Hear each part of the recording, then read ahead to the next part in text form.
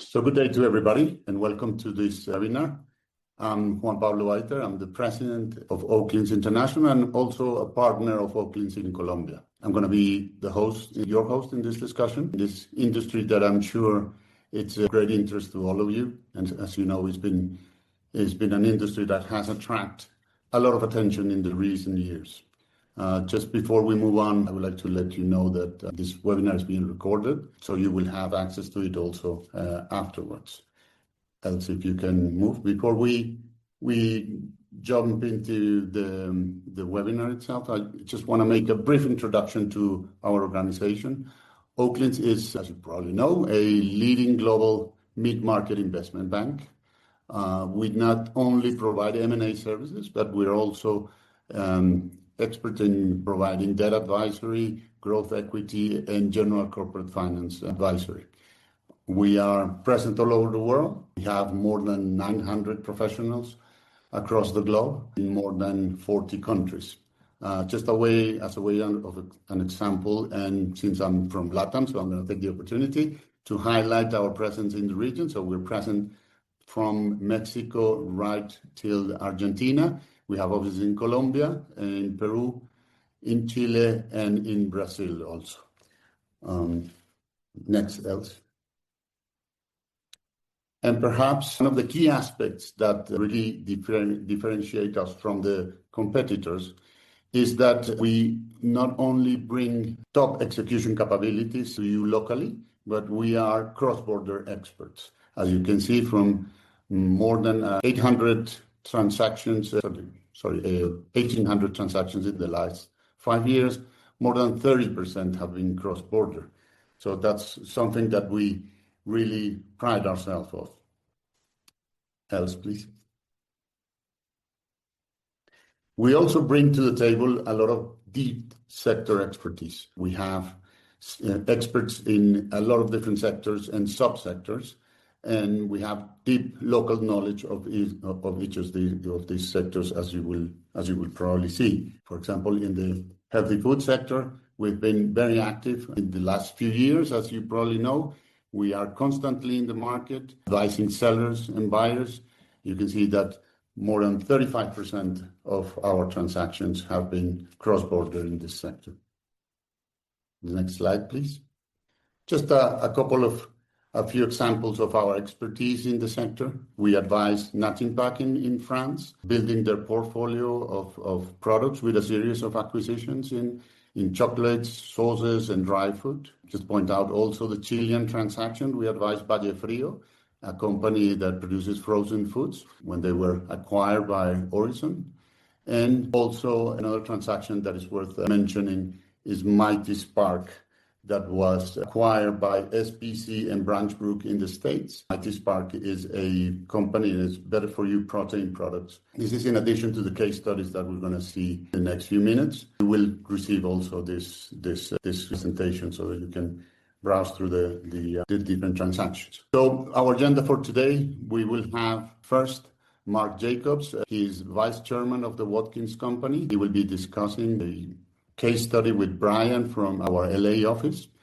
Then we will have Monique Deloire discussing with Antoine Lemaire from our French office, a case study of an acquisition of Chief. And then we will have a discussion on the sector trends and investor appetite in the different regions. We will have Narmin, Brian, and Mauricio from our Italian office, our US office, and Mauricio from the Peruvian office. We will then have space for Q&A. You will probably see that you have a Q&A button at the bottom of your screen. Please make your questions. We will answer them at the end if possible. We will try to cover all of them. So without further ado, I will let Brian introduce Mark and continue with the case study. Thanks, Juan Pablo. Much appreciated. And thank you, everyone, for joining us here today. I'm pleased to have Mark Jacobs joining us. Mark is a former client of ours and was the vice chairman of the Watkins Company, which is a business that we represented through a majority sale transaction last year. And so, Mark, first, I was hoping that you could introduce yourself and give a bit of your background, both of yourself and the Watkins business, please. Yeah, of course. Can you hear me okay? Yes. Thank Yeah, you, Mark. perfect. Of course. Yeah. So Walk-ins, it's been a family business. My father and I, he's passed away now, but we acquired it as a distressed asset in 1978. It's one of America's first consumer products companies going back to 1868.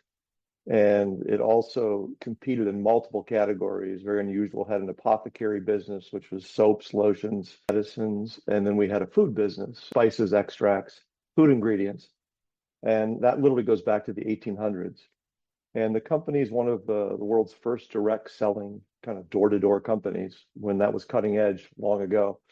In any case, as the world changed, the company's method of distribution didn't. And the original family that had it for about 110 years was pretty leveraged. And by the 70s, the company was in trouble.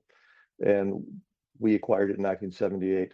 Company rolled along as a kind of a sleepy direct selling company, sold online, what have you. Not much growth, but somewhat profitable, kind of kicked along. And then the writing was on the wall that we really were a consumer products company. And to reach our consumers, we needed to not just do direct selling. We needed to go out in the multi-channel world and sell our products the way that consumers buy today, which is all channels.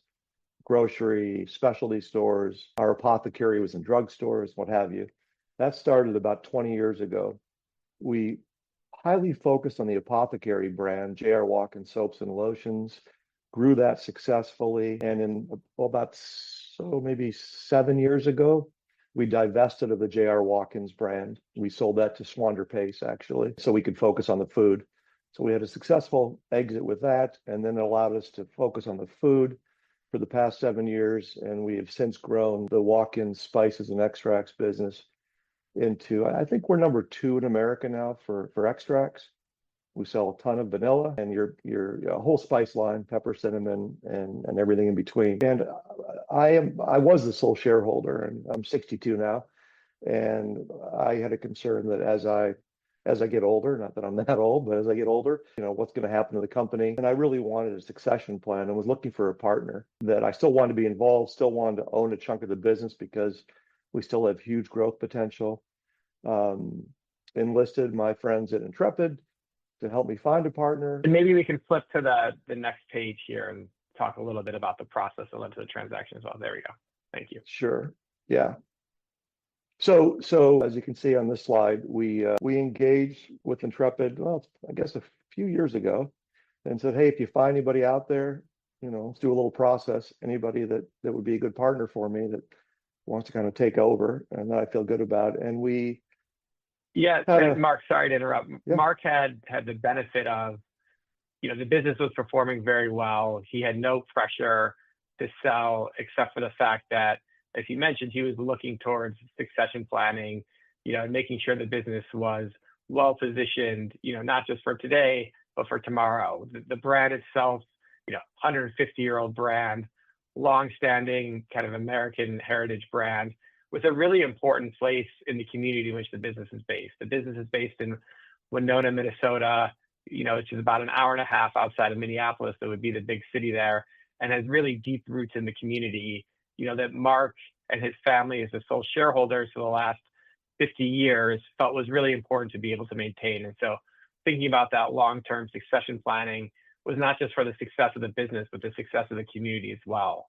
And, prior to us getting involved, Mark had received lots of inbound interest from private equity firms, from some select strategic acquirers, where it's worth having a more sophisticated process around it to have some of those discussions. And so that's when we first got involved with Mark in late 2021, and ended up getting signed up to run, a limited process over the course of late 2022 into 2023.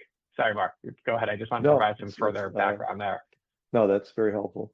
Yeah, and like Brian said, we engaged in kind of a limited process and decided to hitch our wagon to a private equity firm that made a very good offer. I would stay in as minority, and as the deal progressed, I got less and less comfortable. I'm not going to name the firm, but less and less comfortable with just how they did business and how they would handle the company. And the week we were supposed to close, I backed out of the deal, and this is where Brian and his team I got to give amazing kudos to, because they were very supportive of it and said, hey, you don't have to do this. Although we make money on a close, we get it. And until you find the right partner, we don't. So I literally backed out the week of closing. It just didn't feel right. And I'm so grateful I did, and had a lot of support from Intrepid during that time. And I said, look, let's just don't have to do this deal. If we find the right partner over the next couple of years, and within, I'd say probably maybe a year after that, Brian, would you say? Something like that? Yeah, initially we pivoted. We did a dividend recap once we decided Yes. not to pursue the transaction in early 2023. And that was largely for Mark had a number of seasoned leadership members of the team at Watkins who had an equity interest in the business, had frankly put in a lot of effort over the last 10 years, not just building the business, but then also as part of the process. Mark wanted to make sure he could reward them, even though he chose not to do the deal. And so we did a dividend recap with a very supportive lender then. And over the course of the next 12 to 18 months, stayed close to the business. And as we met investors who we thought could provide value to Watkins and its growth trajectory and would be a good personality fit for Mark and the leadership team, we made some select introductions, which led us to, in the beginning of 2024, having 3 or 4 groups that had differentiated themselves and having an interest in pursuing the business as part of a kind of an off-market process.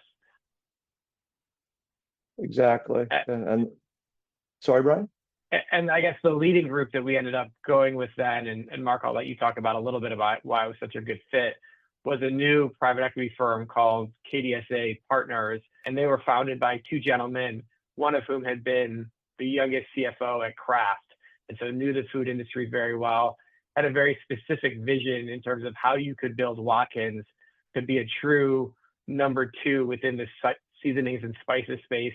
Because in the US, that market has largely been dominated by McCormick, but both consumers and grocery retailers are continually not satisfied with the offering McCormick has. And so there's a great opportunity for someone to be the true number 2 to them. No one's quite cracked that yet. And KDSA had the vision on how they could help Watkins to become that player.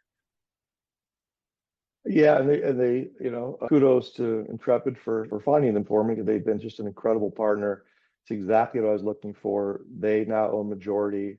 I own 40%. Got fresh new blood. They're extreme. They haven't made any huge changes to the company because we're doing well. We're executing on our strategic plan. So it's really been just a phenomenal partnership and taking a lot of pressure off me for the future of the company. Thank you. And KDSA, as part of the transaction, also partnered with a family office called Kenai Holdings. Kenai Holdings is a family office of a very wealthy gentleman here in the United States named Bill Foley. He had started Fidelity National, the big company there. He owns several professional sports teams here. And so he, through his family office, along with KDSA, has been able to bring a lot of fresh resources to the table for Watkins as they continue on their growth trajectory. So, this was a process that's frankly not typical in the fact that, we had a successful outcome at the finish line, made the decision not to pursue it, then did the debt recap, before re-engaging and closing this transaction with KDSA. But it was certainly the right thing for Mark and the right thing for the business long term. And so his team was fantastic to work with, and, we're thrilled with the outcome here for everybody. And I'm sure folks will have questions for Mark, but we will keep Q&A until the end of the presentation. And so with that, I will turn the presentation over to Antoine, who will walk through a case study as well.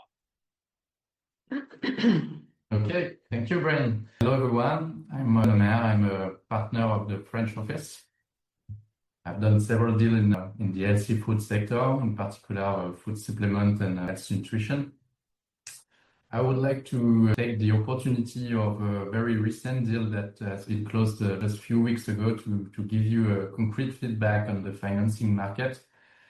And to do so, I'm pleased to have Monique Deloire besides me, that is the head of Indigo Capital, that carried out that deal and that will be able to bring our own personal view on that specific deal in the market. So Monique, if you are okay, I will start the presentation, giving more insights about Chief, the context of the process, and then I'll let you give your own comments. Maybe we can go to the next slide. Okay, so I will give you a quick overview of Chief. So Chief is a French B2C brand that is delivering healthy food next to your door. The value proposition of the company is to make French meals that are helping you to lose weight or to stay in shapes. This is a digital brand, but one specific point about Chief is that it has been from day one a very profitable brand, and this is really something the founder was really focusing about. Let's say also that the founder had the audacity to build his own factory very quickly. That is not really common in that B2C space, and it allows them to have a very completely personalized program solution with in-house dietitians. So now maybe let's talk about the market as it's our today topic before to talk about the deal. You can go to the next slide.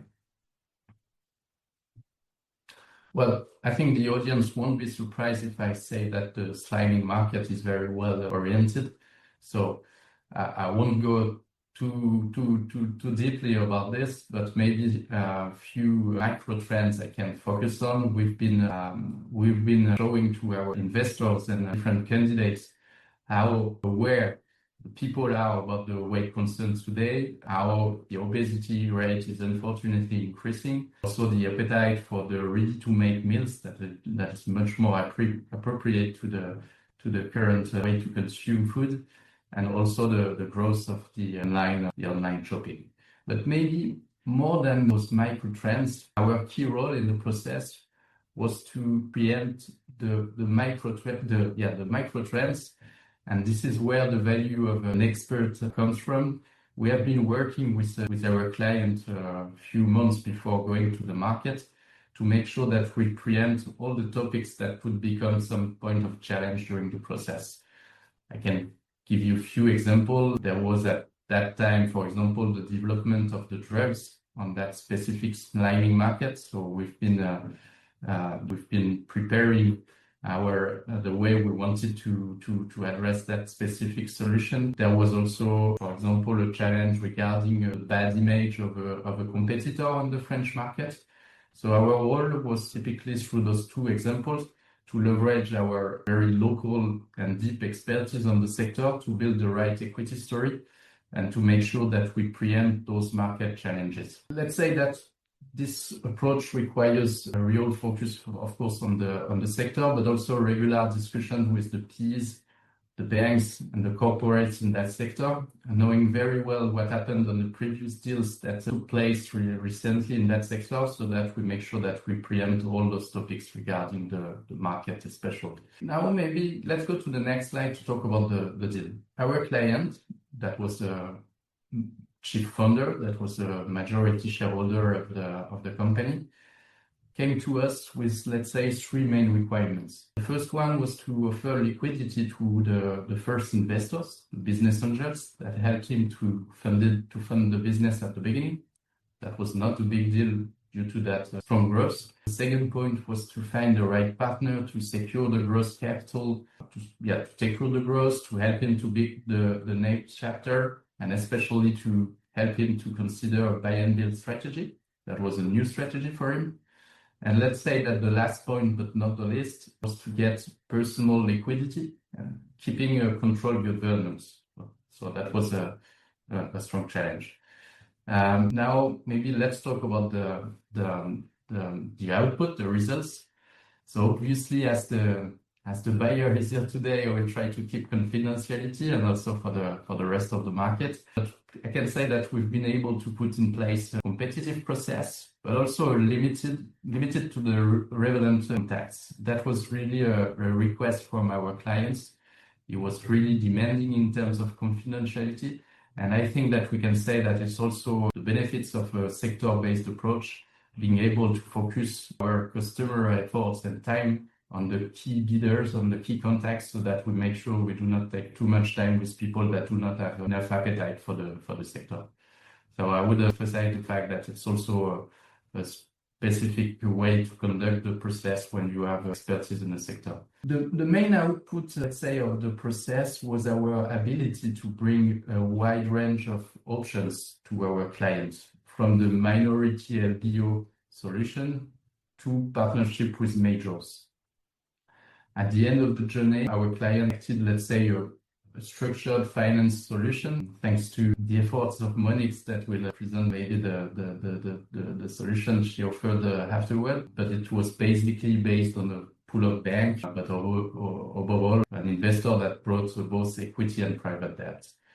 This structure allowed our client to keep a very low dilution to fuel the ambition of the future and to match the competitive valuation goals that we had in that process. And as you see on the slide, as our clients seem to be satisfied about that first process, we have decided together with Monique, that is present today, to continue the journey with a buy-side mandate that we have signed a few weeks ago.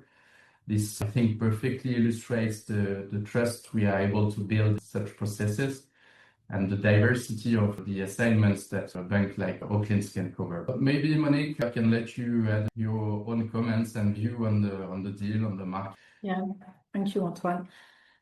Just a quick word on who we are. We are a structured capital, low mid-market fund operating in Europe, and we do have a certain degree of expertise in food, healthcare, supplements as well, food supplements and B2C, generally speaking, although we're not specialists in that particular healthy food sector, which offers limited opportunities. And we thought that Chief was a very good one. I'll talk about the context of the transaction. I think clearly it was a very good context for us.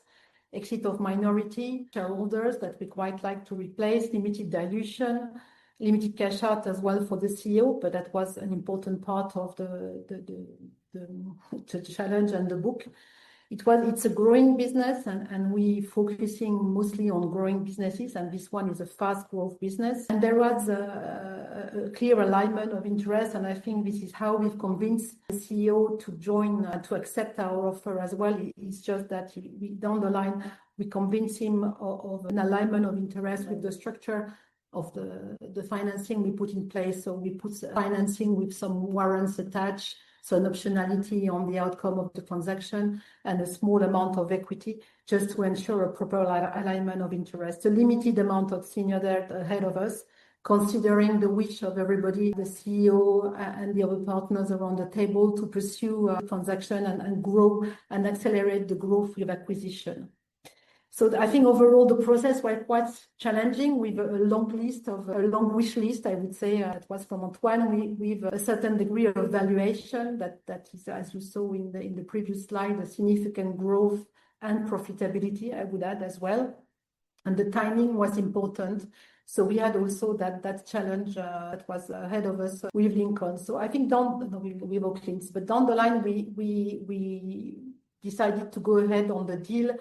The market, we like it. We like the underlying asset, and for us, healthcare and food is totally appropriate, as there are strong trends in the market for alternative dietary program, I would say.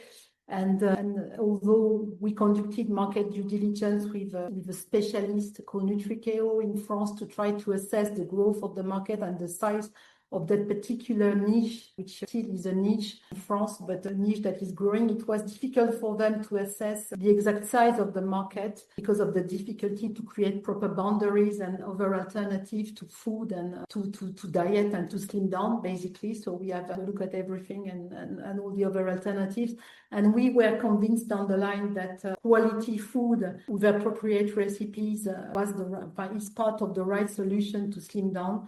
And as we recently see current trading on a regular basis, we can see that effectively the growth of the business is quite significant, more than the competitors as well.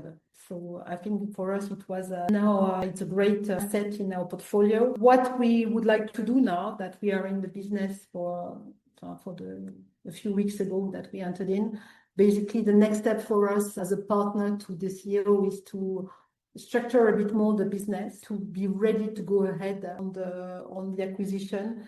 So we're going to recruit a CFO and to prepare, for working hard on acquisition in France and outside. That's really the next mandate, to really help the CEO, the company, to accelerate the growth, basically.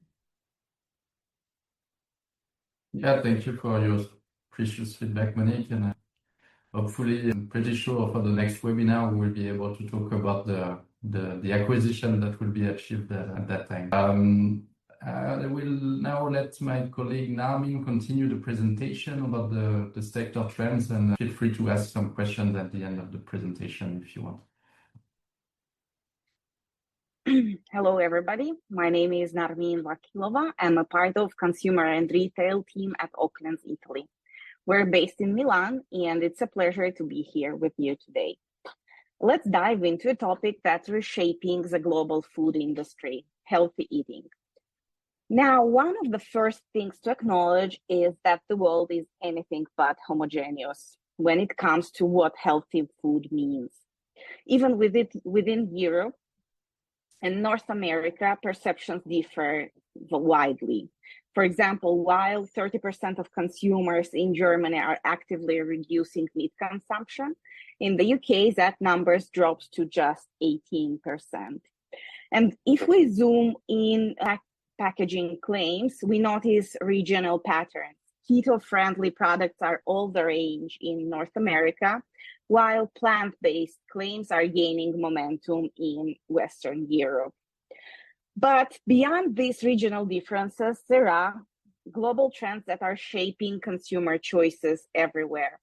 Let's take a look at some of the most powerful ones on the following slide. Well, consumers are increasingly turning to lactose-free, gluten-free, and vegan options, not just for preference, but out of necessity. Today's shoppers are incredibly well-informed. Terms like probiotics, prebiotics, and even postbiotics are no longer confined to niche circles. The focus on gut health has led to a boom in products high in fiber, recently in prebiotic fiber. After years of demonizing sugar, consumers, especially Gen Z, a generation that's grown up under high levels of stress, are leaning into the idea of balanced wellness.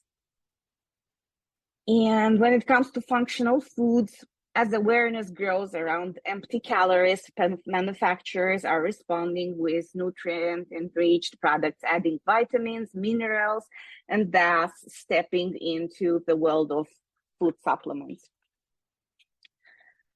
Now you may be observing these shifts already, perhaps even more closely than we are. What we're here to discuss is how are these consumer trends shaping the M&A landscape? The short answer is we are at the beginning of something big. While many of these categories are still in early stages, we're seeing concrete signs of movement with strategic acquisitions and cross-border deals gaining traction. So if we look at the transactions that we have listed here, we have one clear takeaway. The investors are thinking globally. They're looking beyond borders to find innovation and accelerate growth.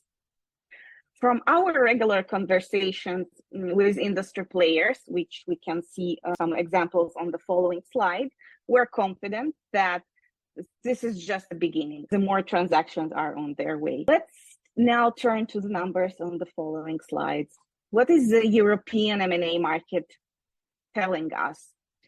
In 2024, we saw a noticeable rise in deal volume. What's driving this? Well, interest rates is the largest driver. But it's also important to note the shift in investor behavior. Deals involving financial investors have slowed, largely due to the higher risk interest environment, which makes fundraising and returns more challenging. There was a drop in the interest rates in 2024, but we're still quite far away from the golden era of the interest rates around zero. There are some trends specific to healthy food M&A in Europe. First, the investor base is quite diverse, from transitional funds to family offices, and high net worth individuals are all demonstrate interest in this market. We saw a lot of divestitures. Large players are shedding non-core assets to focus on growth areas. Public to private moves, listed companies are being taken private, especially when valued. and interest rates hikes, activity in the healthy food space remains vibrant. And finally, a word on valuation on the following slide. The valuations vary significantly across categories. Why? Because they are driven by a mix of factors: category growth, value added to the supply chain, margins, consumer sentiment. It's not a one-size-fits-all market. And that's exactly what makes it so interesting for investors and operators alike. Thank you for your attention. We're excited to share more insights and look forward to discussing how these trends can translate into real opportunities for you and your businesses. In the meantime, my colleague Brian will dive into the landscape in the US.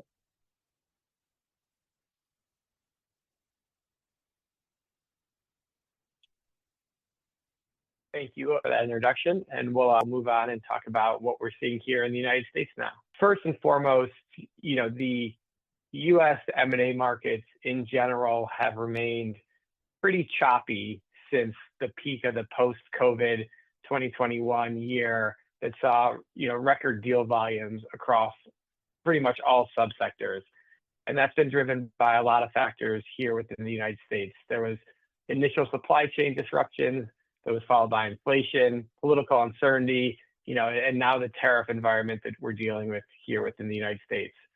Within that, food and beverage has remained one of the more active subsectors. That is because food and beverage, with a largely domestic supply chain, tends to be a little bit more insulated from some of the political unrest and other elements that we're seeing impact M&A in general. But volumes are still down meaningfully from where we were in 2021. Today, 2025 has been off for a strong year in the United States, led by several high-profile deals. There was Pepsi's announced acquisition of Poppi, the better-for-you beverage business, Hershey acquiring Lesser Evil, a better-for-you snacking and popcorn business. And so you can see the trend of better-for-you deals getting a lot of momentum in this market. A few other high-profile deals, such as Griffin Partners' investment in Spindrift, Celsius acquiring Alani. And so there's been a lot of strategic activity within the food and beverage sector to kick off 2025. And when there's strong strategic interest, you'll also see private equity often pay back off of that. And so you'll see private equity investment within the food and beverage sector has remained active at about 30% of aggregate deal value here. Next slide, please. Several of the trends that have impacted the food and beverage M&A market over the last several years have been the return of the mega deal. We've seen several very large deals take place over the last few years. In 2023, there was Smucker's acquisition of Hostess that really showed the focus that U.S. investors and large corporates have in the snacking space. Again, last year, Mars acquired Kellanova. This year, I already mentioned, Pepsi's acquisition of Poppi. But all these show, the older CPG businesses within the United States looking for that avenue for new growth and often doing it through acquisition. Secondly, we've seen strategic companies in the U.S. looking to both optimize their portfolio of brands, both through acquisition. I already mentioned them looking to acquire fresh ideas or fresh new businesses with some of the deals I've mentioned already. But then also you've seen some businesses divesting assets that they viewed as no longer core. Most notably, Conagra here just divested Chef Boyardee, a 100-year-old brand, that is no longer kind of in vogue here within the United States. It's a product that's thought of as quick and easy, but doesn't fit some of the better for you trends where these businesses are trying to move their portfolio. And then additionally, the dynamics around margins and pricing, and frankly, a limited lack of government intervention over the last couple of years have helped keep deal volumes stable within the U.S. But instead of talking about looking backwards, I thought it'd be more interesting to talk about what we see impacting the M&A market today in 2025 and going forward. So if we could flip ahead to the next page, you can't go anywhere and talk to any U.S. buyers or investors without talking about tariffs. The new kind of Trump 2.0 tariffs that he brought in the beginning of his presidency, I think frankly took people aback a little bit in A, how quickly he went about trying to put them in place, and B, how haphazard the approach has been to applying them. And it's just created a ton of uncertainty for buyers and sellers here in the U.S. in terms of what that will look like. Fortunately, as time has progressed, they appear to be a little bit less draconian than we initially believed, and things seem to be settling down where we've seen deals that were put on hold in the U.S. start to re-engage and come back to market. And so there's a strong belief that cooler heads will prevail and that tariffs will settle at a place that, maybe won't be the zero tariff environment we had historically, but will be manageable for people on both sides of the Atlantic. Other factors that are impacting the U.S. here, especially where I'm here in Los Angeles, and there's a lot of noise around immigration and the policies and the enforcement of immigration. Estimates say, as high as 10 to 15% of the labor force in the Los Angeles area is illegal immigrants. A lot of that is within food manufacturing, restaurants, and that space. And so there's a lot of concern about how some of these jobs will be filled, if immigration policies remain where they're trying to go, and what that will do to, pricing for folks as it becomes more challenging to manufacture. Additionally, the new administration has come in and really tried to push the U.S. forwards in terms of food ingredients and food safety. That the U.S. has long been behind where Europe and some of our other counterparts are in terms of food safety and ingredients that are legal to be used. The new administration has started to put in new policies where I think you'll see the U.S. start to gravitate to look more like Europe in terms of cleaner ingredients. The consumer has been pushing for that for a number of years, and now governmental policies starting to enforce that. And I think the last big issue that is typically comes up in a lot of our food and beverage processes that folks are talking about more and more and trying to get their arms around understanding is the impact of weight loss drugs like GLP-1. They're changing the way consumers here in the U.S. eat.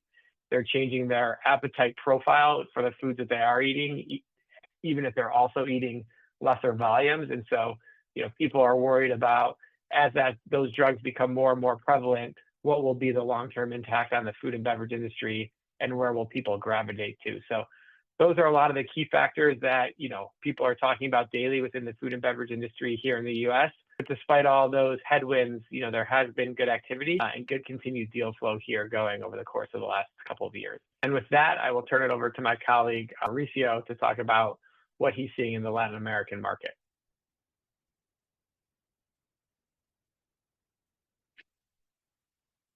Thanks, Ryan. Now we'll cover what are the different trends that we are seeing here in Latin America. And I want to start with some big figures here, right? And the first figure is the opportunity that we have. So if we see Latin America, the healthy food market just represents 5% out of the global healthy food market. So this, and with a distribution channel which is mainly dominated by supermarkets and convenience stores, which represent nearly 50% of total sales, it's an opportunity for further growth, right? Because what we have here in Latin America is an under-penetration and a fragmented market, and the opportunity to grow through e-commerce. Now, what are the key challenges that we have here in Latin America? Is that the food cost, there's a high food cost for this healthy food. So if we put that in figures, that represents 50% more expensive foods versus healthy food across the world. And that's, if we put in more numbers, nearly 130 million people that can't have access due to this high cost. So where do we see the different drivers that can increase the growth in the coming years? So we have that in the right side, with first functional food and beverages, which is mainly the probiotics. So what we see here is that in the next coming years, there's an expected growth of around 6%, right?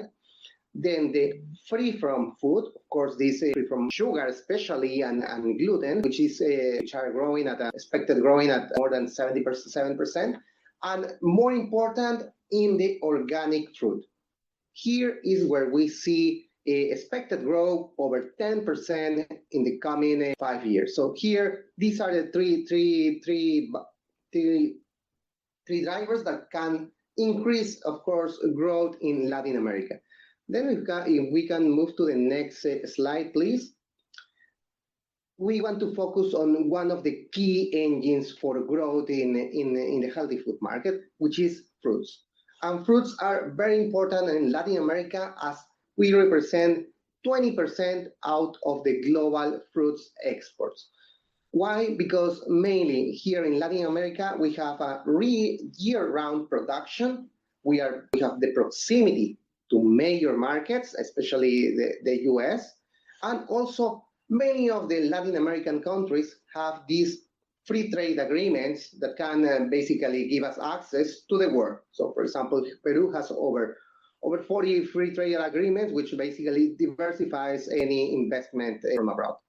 Now, if we move to the right side, we have what are the key crops, and basically what we have here are bananas, berries, very strong in grapes and in avocados. So those are the key fruits that Latin America exports to the world. Then if you can help me with the next slide, please. In our conversations with the different players, we have divided here what are different investors looking for. So when we see these strategic buyers, either local or global, they are looking for assets that have a diverse set of crops, of course. Also, very important to have, especially in fruits, access to water and opportunities to improve the different efficiencies, okay? This is what we are looking mainly when we are talking to the different strategic buyers.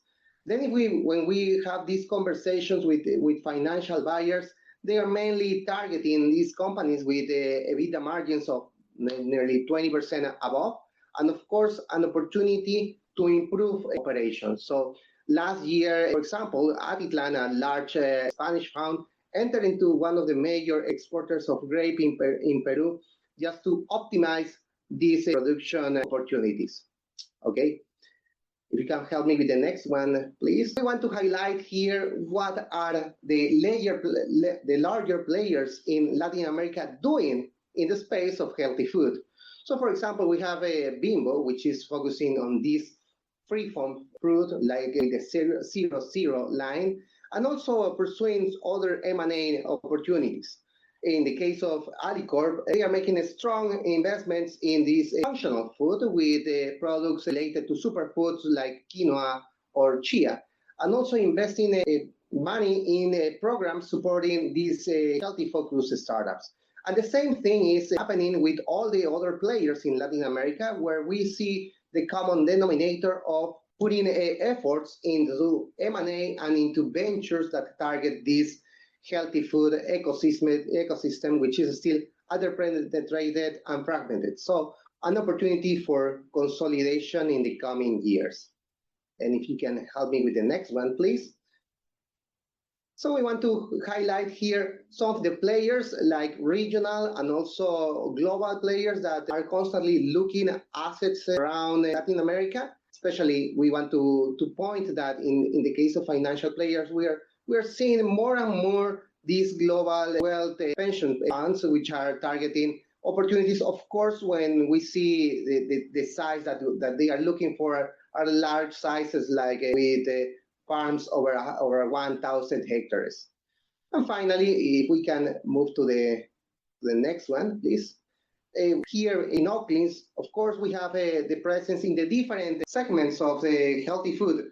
And many countries like Colombia and Peru, and Chile, targeting more and more activity, M&A activity related to fruit. Our colleagues in Chile more and more with opportunities in related to fish. And finally, a healthy beverage in Brazil, Colombia, and Chile. So what we want to also highlight is that besides the logos that you saw in the previous page, we are seeing more interest from Asian companies and big families in Central America targeting opportunities in Latin America. And with that, I would like to pass it to Juan Pablo so we can jump into the Q&A.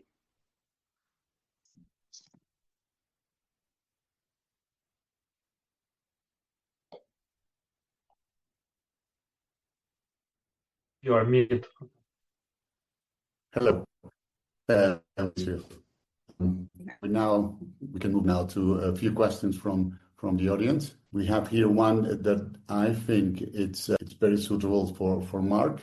What are some of the challenges that companies face when trying to scale in the healthy food space, and how can you overcome them? For me, yes. yeah.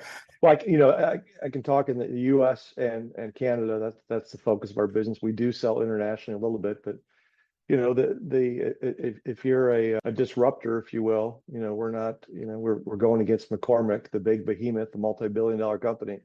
It's shelf space and people investing. You need capital. If you've got a brand and a product that people want, you still need to get a shelf.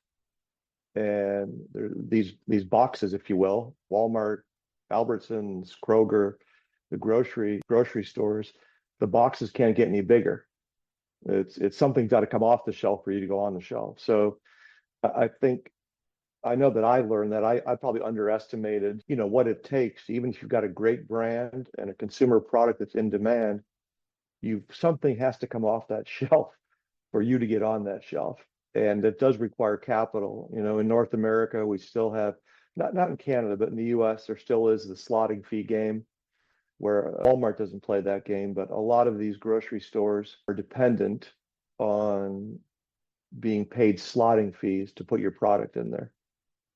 So I would say that's, you're up against major conglomerates that have very deep pockets that don't want you on the shelf. And we, ironically, most companies and brands sell to other grocers, and then they end up in Walmart, the biggest grocer. We started with Walmart very early on because Walmart doesn't play that game. Walmart doesn't have slotting fees. They're people will criticize them, but they're pretty straightforward doing business with. So they put our product up there against McCormick, and the consumer decided, and we competed very well against McCormick.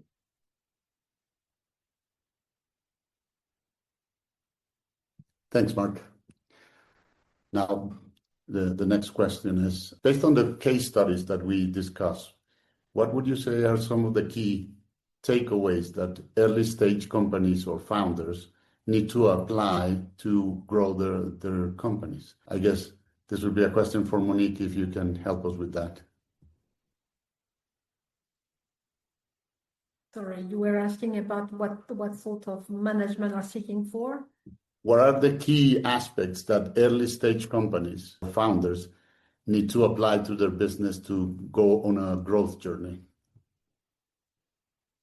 Okay, I think they need to find the right partner, and I think they need, like it's the case for Chief, to basically organize the governance of the company and to reinforce the structure of the organization to start to their growth journey through acquisition. They also need something we have to explore as well, diversification and reinforcement of the healthcare side of the product to accelerate growth and create more value because of the value that everybody gives into the healthcare linked to food. And that's definitely something we need to focus on as well as a next step. So we are on our way. Thanks. This is a question about valuation. What is the difference between valuation multiples between healthy food and other segments of the broader consumer space? I guess that's something that maybe Narmin and Brian can help us with. I'll try to start. Well, the devil in the details, as when it comes to the valuations, it depends on how large is your niche, how fast it's growing, what are the entry barriers. So there are all those things that we learn in competitive strategy, and they impact the valuation. Also, answering the question before regarding the branding and product positioning, same kind of.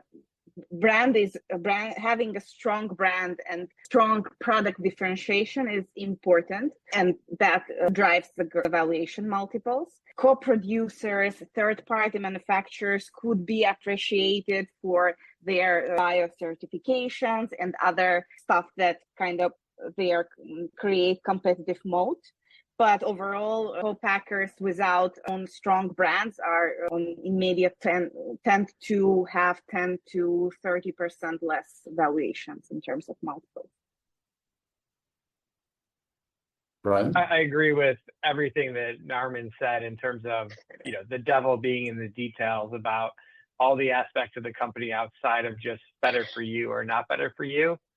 Today in the US, the better for you products are more on trend. And so we tend to see them having stronger top line growth. And if they have a strong brand, maybe even able to generate higher margins.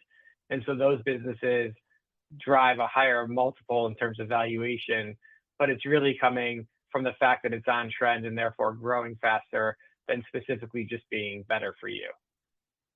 But, all things being equal, if we had two businesses today, one better for you and one not necessarily positioned that way, I would expect the better for you business to trade at a higher multiple, maybe 1 to 2 times EBITDA greater than the older business. Thanks. There's another one related to regulation and public policy. The question is, how has regulation and public policy impacted investment in the space in Europe and in Latin? So Antoine, if you can help us with that, and probably Mauricio on the Latin side. Well, if I take the European side, I would say that it's always something we try to preempt also in our process to make sure that we are very clear with our clients on how the change in policy could impact our process. And as Europe usually has quite a heavy regulation policy, we also see that as a driver for some exits or deals, sometimes something that is really appreciated from foreign investors, as they make sure by buying a French business, for example, that they are fully compliant with the French regulation. So we also see that as a driver for improving the deal traction and the liquidity of our clients. Mauricio? Yeah, and from the LATAM, again, we are seeing these requirements, regulation, certification, especially with all the exports, being as a high barrier for other companies, like smaller companies getting access to these markets. So this also commands a premium, right? And this is something that the different investors are looking for, and where there's value to be unlocked, if there's a strategic buyer that has this knowledge and that can bring it to the table, so they can have more access to the compliance in general to these markets. Thanks. I think we have time for one more question. In LATAM, we have seen a lack of exits of food tech startups.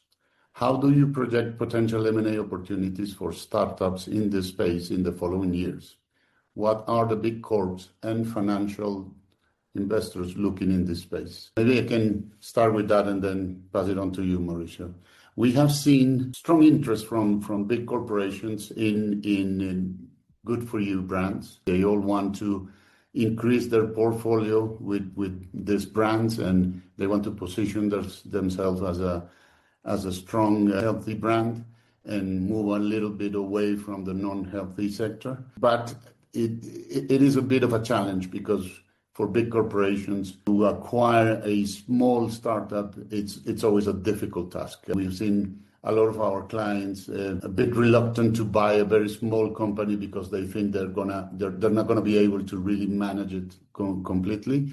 So I think in that respect, we still need a little bit of time so that these new startups reach a minimum size, so they are more attractive to buyers. Mauricio? Yeah, the same. But what we see here in these large corporations is that instead of just buying the assets, they are pursuing more these build-to-suit companies, right? Starting by themselves and grow to more organic, so it can fit to the different business lines in which they can target and position the products. So this is something that we're seeing, and the lack of size is also the key factor of not many exits. What we see here, the opportunity is for consolidation, right? And that's what is coming more from, like, group of families that know the market, and especially Central American families, which are targeting these players that yes, could be small, but they are leading in their category. So I think there's an opportunity here to look and to evaluate these companies. And just to finalize on that, a key aspect is something that is worth exploring is that not all healthy food companies are good for all corporations. So it's key to find the right buyer, that the portfolio of the company will fit well with what the buyer is looking for. So that's something that is key in identifying the potential exit. I'm conscious of the time. Before we leave, I wanted to really thank Mark and Monique for joining us. It's been a really insightful discussion, and we really appreciate all your inputs. Also, thank to our colleagues here from all over the world, LA, Italy, France, Peru, and Colombia. So we hope to see you in our next webinars and in the different sectors. And just to let you know, we will be sharing with all the registered participants the presentation, the recording, and please feel free to contact any of us if you have further questions. Thank you very much, everybody. Thanks, Juan Pablo. Thank you. Thanks. Bye-bye. Bye-bye. Thank you all.